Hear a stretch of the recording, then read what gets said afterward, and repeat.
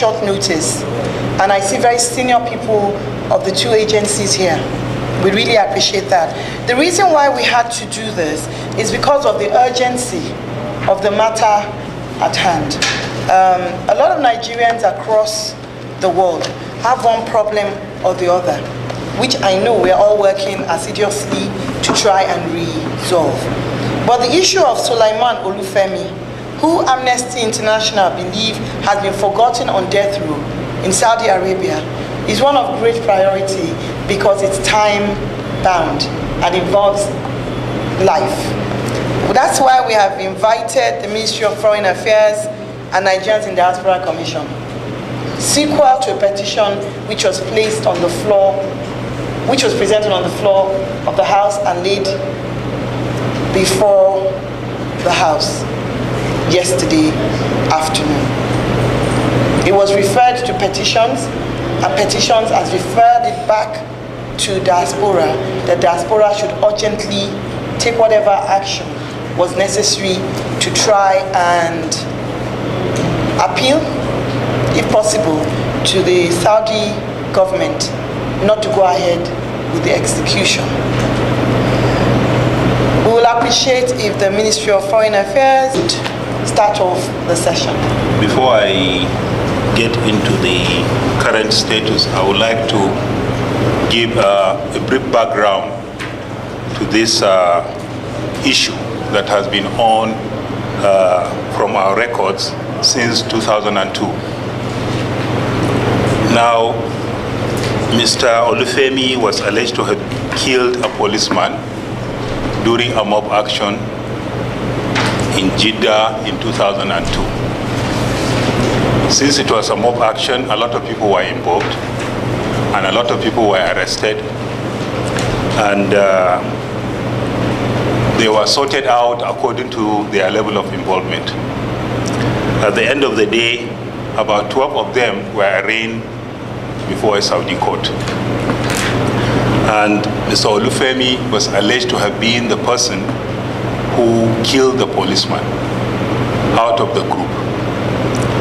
And the others were sentenced to various jail terms, and some of them have even served their terms in Saudi prisons, and they have been released and deported. Mr. Olufemi went through the judicial process and he was convicted of murder. But as at the time of the crime, the deceased policeman did not have a child, but his wife was pregnant. Now, part of the Saudi legal procedure in such a case is that the family of the victim can exercise the right of pardon and allow a situation where a kind of ransom or blood money will be paid and the person can be discharged and acquitted on that basis. Now, with that in mind, the judgment was not executed on this, on Mr. Olufemi, because they have to await, the coming of age of the child of the policeman. So that is the situation with this case. But I want to inform this honorable committee that the ministry has been involved in this case right from 2002. And the ministry has not forgotten Mr. Olufemi in any way. There has been engagements with the larger family of the victim, and there has been engagement with the judicial authorities of the Saudis. And the only process we are awaiting is for the daughter of this policeman, who is envisaged that will be 18 by October 2020. Now, there has been engagement with the family in terms of getting the family to just accept some kind of ransom so that Mr. Olufemi could be released. And the form of ransom will be dictated by what is obtained in Saudi laws for what may be called as blood money, if you like, and that's where we are.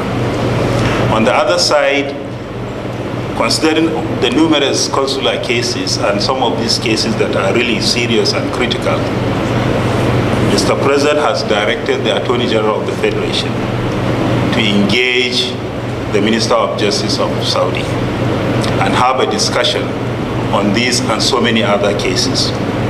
As at this week, we have gotten an appointment for the Attorney General to see the Minister of Justice of Saudi, and is scheduled for 1st of March.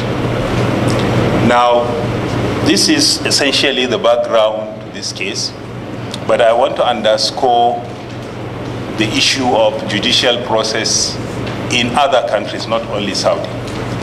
Where you have an established legal process in another country, is always, a challenge to be able to exert influence on such a process. It requires a lot of engagement and a lot of diplomatic entreaties to be able to open discussion where a case is already in court.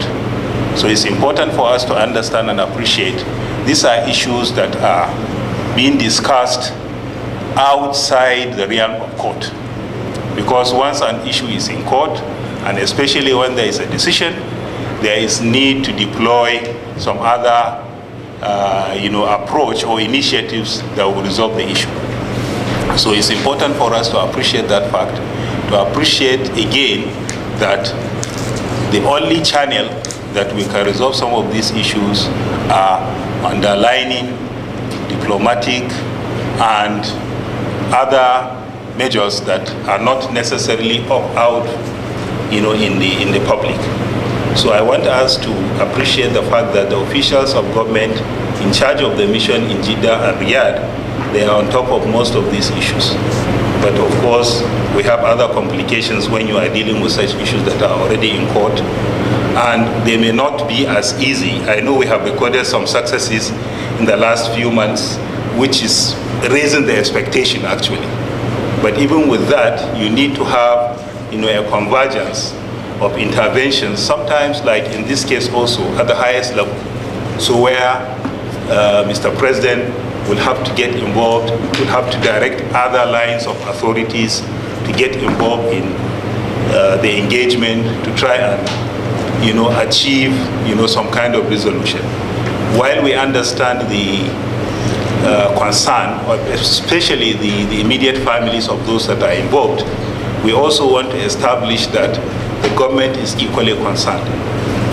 And we have, like the President always says, we have a responsibility to all our citizens, wherever they are, whatever they may have done, and whatever the situation they find themselves. Now that is essentially the citizen-centered diplomacy that this government is pursuing. So I think and I believe that we are making good progress. The legal processes in other countries are more difficult to break in than the ones we understand here. So it's very important for us to, exercise caution, even in terms of what we say and what we try to do, because perhaps the more you push from the pressure point, the more rigid system you have to deal with. And I think it's important for us to appreciate that. I will maybe conclude or stop here, Honorable Chair and members, for a good appreciation of the situation that we are in. Thank you so much. Very much, Honorable Chair. My name is Oluwatosin Popola. Once again, I would like to thank everyone for the opportunity you've given to Amnesty International to present this case before you all. Amnesty International has been working on this case since 2002 when the matter started, and we are well versed about the issues around this case, particularly the other co-defendants who were released in 2017. One of them died in prison, and the 11 others, after finishing their 15-year prison term and 1,000 lashes, were deported back to Nigeria. In fact, as we speak, 3 of them are on standby in Lagos who are able to corroborate information regarding what happened because they were all charged together. Sulaiman Olufemi went to Saudi Arabia on an Umrah visa. We've detailed a summary, given a summary of the okay. We've detailed as a summary of the case in a briefing which we brought here today, which we are able to, with your permission, distribute to people present. He went to Saudi Arabia in 2002 in September on an Umrah visa, and he was meant to stay with a friend of his in Jeddah. He called a friend but couldn't get through, and then he was advised by a lady he met at the airport to go to Karantina, a part of Jeddah, where he would find several other Nigerians. He went there but couldn't locate his friend, but the Nigerians he met there offered him accommodation. A few days later, he followed those Nigerians to Bab Sharif, another area of Jeddah, where apparently Nigerians and other foreign nationals wash cars for a living. And it was on that day that this incident occurred, where there was a fracas, and due to the fact that a number of Saudi locals with guns and including police officers came to raid the area. Sulaiman Olufemi has maintained his innocence. According to him, he was not involved with the incident. He went back to his accommodation. But the next day, after the police officer was said to have died, several foreign nationals, including Nigerians, were rounded up in their homes. We understand that over 500 foreign nationals were rounded up. But at the end of the day, many of these foreign nationals were released and deported. But 13 Nigerians, including Sulaiman Olufemi, was put on trial for the incident and for the death of the police officer. Unfortunately, he was the only one. They all allege, the 13 Nigerians, that they were tortured. And we know from our work in Amnesty International that torture is prevalent in Saudi Arabia. And this is not the first case where we've documented of torture and of people being forced to thumbprint or sign confessional statements in Arabic. So they were all tortured, and even the returnees from Saudi Arabia all corroborate this information that they were all tortured. But unfortunately, Sulaiman Olufemi, who was the youngest of the group, was the first person to crack under torture, and he was the first person to put his fingerprint on the confessional statement in Arabic. It was only when he got to court that he realized that the statement states that he admitted to having hit the police officer on the head with a gun, and despite the fact that he maintained his innocence. Unfortunately, they were not provided with any legal representation. Also, the Nigerian embassy was not contacted immediately, and they didn't have any consular assistance, which is contrary to international standards on this issue. So it's an unfortunate case of a young man who went to Saudi Arabia a few days after I got there, got into trouble that he wasn't involved in.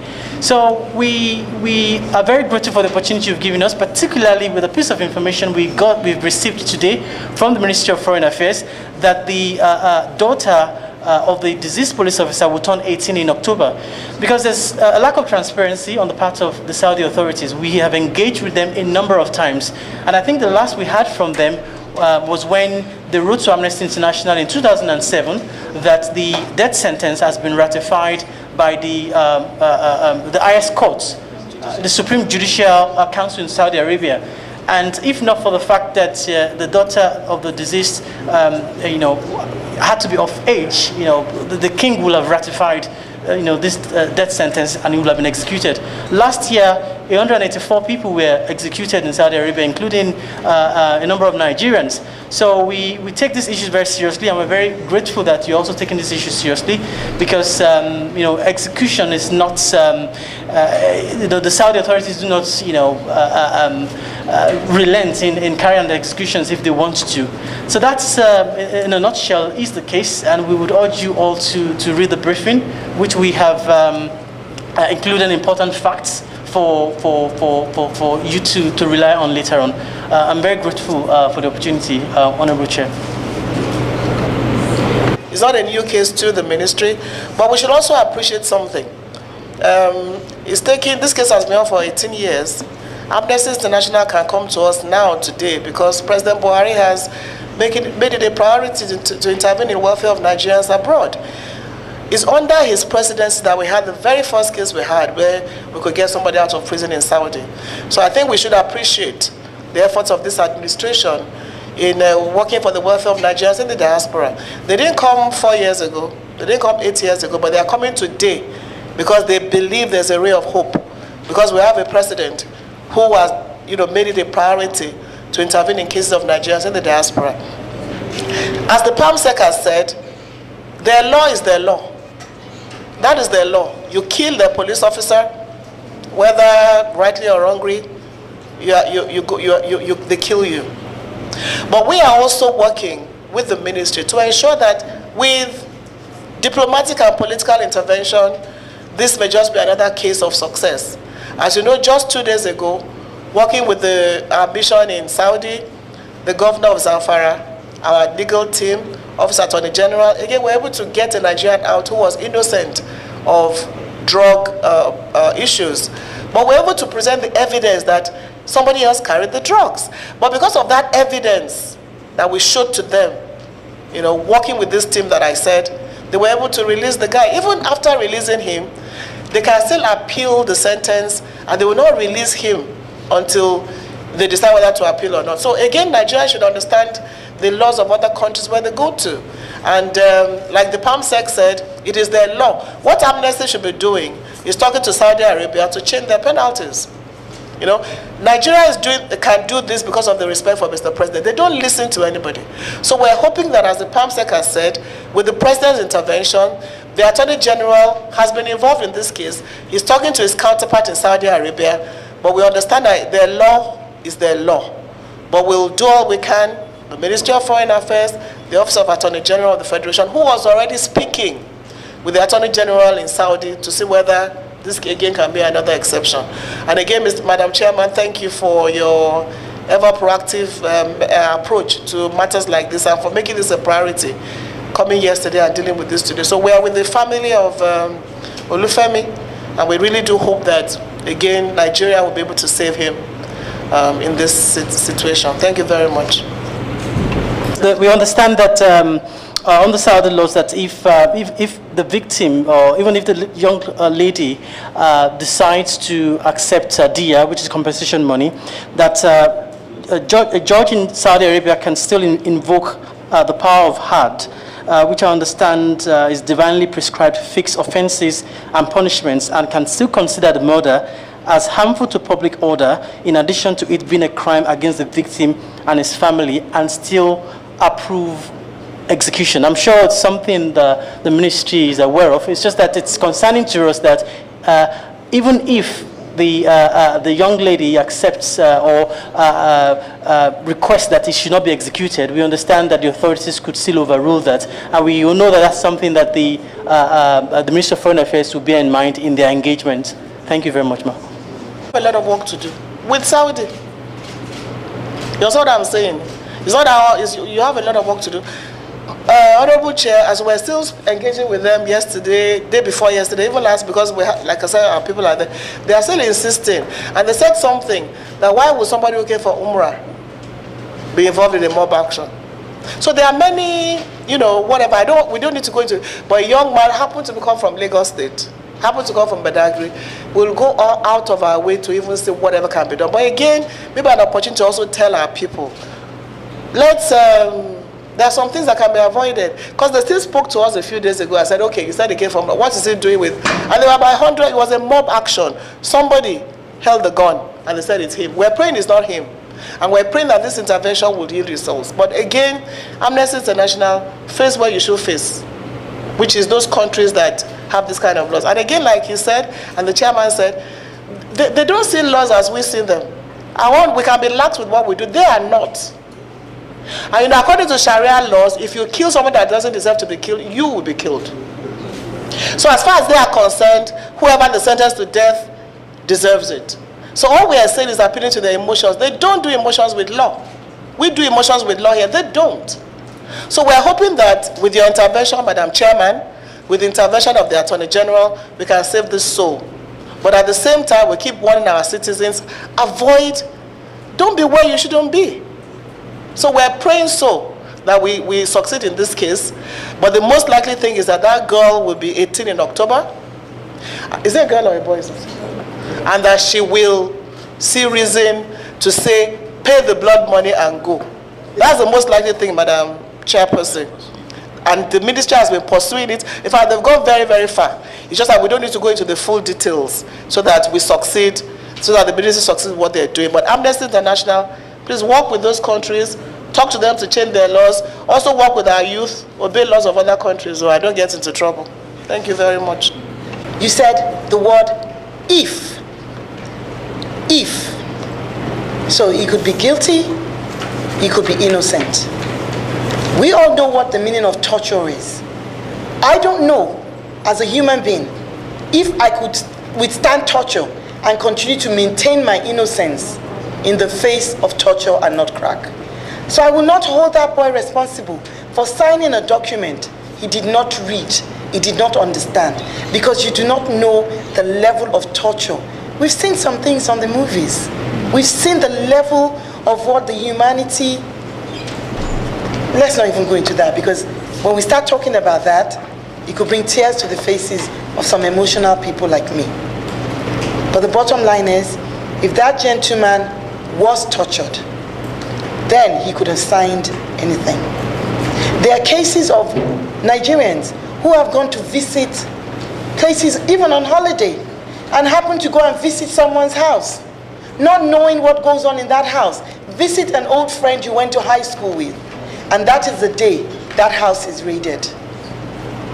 Can we blame them for going to visit a friend? In this case, he went to an area where he felt he could find his people who could lead him to the person he was looking for. And let's even assume that wasn't the case. Let's even assume he went, let's even assume he went to Umrah and then decided to go to that area and hang out with Nigerians. That doesn't mean he deserves to die. So as long as the if is there, we will appreciate if, like you said, the executive is doing whatever can be done to ensure that the Saudi government are merciful on this matter, and therefore we are able to save a life. He's been in jail since the age of 24. He's been in jail for 18 years. Because of that, if he is innocent. Remember this petition came up a few days ago, and we were able to put together this team to look at the issues. I also commend Mr. President from what we are told on his interest on Nigerians in diaspora that has issues. Now, my own opinion is that Mr. Olufemi cannot be guilty of this offense. Because when you talk about mob action, you cannot convict one single person on a mob action. Mob action means there were many. So how come they single out one person as the murderer of a policeman in a supposedly mob action? So for me, there's something wrong there. And again, you talk about that he was forced to sign a document. Ordinarily, if they have to interpret it to the language you understand, and you sign the translated one, not the one in Saudi. So, but that is crying over spilled milk. Now, the crux of this matter is that this girl, who is turning 18 in October, holds the ace. And it depends on what she's being told. What are they telling her? I think the Amnesty International has a duty to try and get the girl to understand that, look, this is not the way they are putting it. Because I think from what they are saying, it is the girl that holds the aces. It's the girl that will say in a few months' time, okay, I'll take blood money. And what informs her to say those things will depend on what she's being told. So that is my humble suggestion and contribution. To talk more about that if.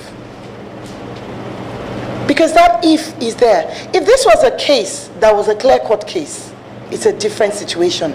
But as long as that if is there, we not only should focus on the young lady, but we should also focus on the fact that this young man may be innocent. So in engaging, Mr. PS, this is actually focused on you. In your engagements, it is important that you engage with the perception that this young man may be innocent. And if the young girl agrees, once the perception is that he may be innocent, then I don't think any judge who has the fear of Allah, the fear of God, will knowingly execute or sign a document to execute an innocent person once there's that element of doubt. So it will be most appreciated that that element of doubt that has been stressed here by the documentation we have seen, by the statements that have been made by the 11 other victims who have returned to Nigeria by being deported. They are ready to sign statements to say this young man was not the one who perpetrated the crime. Yes, he was in that neighborhood at the time, but he was not involved with the attack on the policeman. There's a doubt. So please, it will be very important. And at the same time, I believe everybody has made their statements, everybody has contributed, but I must stress one thing. I do thank Mr. President that under his tenure, Nigeria is seen as a nation that goes out there when its citizens have a problem. Because for many years, we were known as a nation that abandoned our citizens in the time of trouble. So definitely, we're not saying we don't appreciate what Mr. President is doing. We do appreciate it. And we do appreciate the efforts of the Ministry of Foreign Affairs. Now you know how old I am. Ministry of External Affairs. No, Ministry of Foreign Affairs. We thank you for your involvement in this case and many other cases. Unfortunately, you will be hearing more from me because I have many cases that have come to my desk. Some of them indeed are innocent. Some of them are not even criminal cases. They're just cases of Nigerians who are due for deportation but do not have the funds to buy their own tickets and have been held in jails all over the world, in India. There's some in Ivory Coast at the moment. So you will hear from me again. There is a case of some policemen, 4 policemen and a civilian, who were sent by the Nigerian police on an investigation to a neighboring country, and they have been missing for, I believe it's been about 4 years now. And the Nigerian police will not tell their families anything about what is going on with them. So you will hear a lot from this committee because we are responsible for Nigerians who are in diaspora. And once we feel that our citizens are not being properly treated, we will come to you. So we may seem to be unfriendly sometimes, not because we choose to be unfriendly, but because what matters and what is paramount to us is the life, the safety of our Nigerian citizens in diaspora. So once again, I thank Mr. President for all his support. I have once been a Nigerian in diaspora, and I know what situations happened in my time. That was like 30 years ago. I know the kind of situations Nigerians were faced with abroad without any intervention. But thank you again, Mr. President. Thank you, Ministry of Foreign Affairs. Thank you very much, Nigeria in Diaspora Commission.